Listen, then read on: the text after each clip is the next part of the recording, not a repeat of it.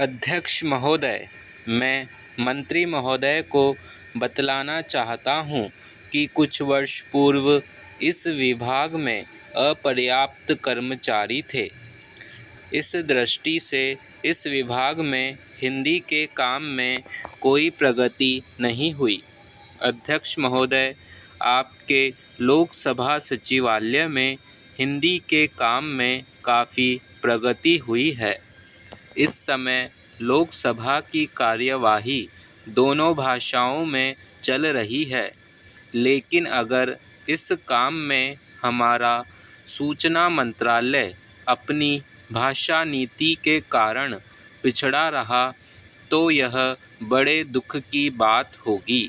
Para.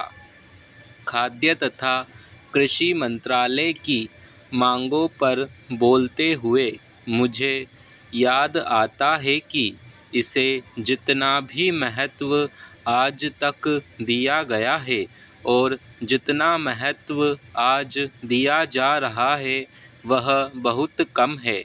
अभी अंतर्राष्ट्रीय व्यापार पर बोलते हुए व्यापार मंत्री ने बताया था कि निर्यात की आमदनी में कृषि का कितना महत्वपूर्ण योगदान रहा है।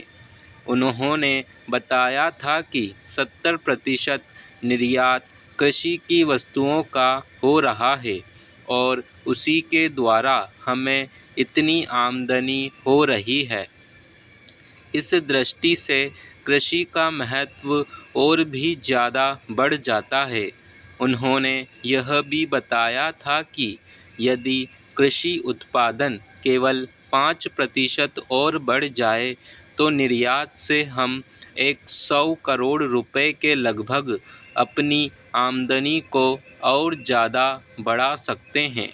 इतना महत्व इसका होने के बावजूद भी मुझे बड़ा खेद है और सचमुच यह बड़े दुख की बात है कि आप कृषि के ऊपर जिसमें 100 करोड़ रुपया कमाने की क्षमता है, 1 करोड़ रुपया भी खर्च करने के लिए तैयार नहीं हैं।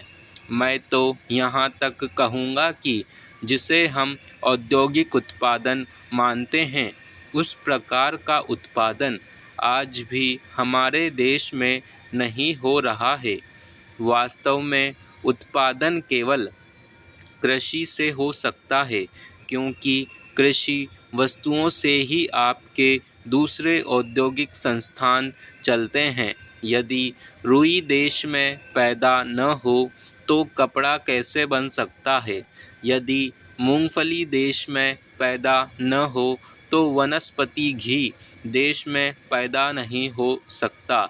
इसलिए हमारा सारा उत्पादन कृषि वस्तुओं पर ही निर्भर है।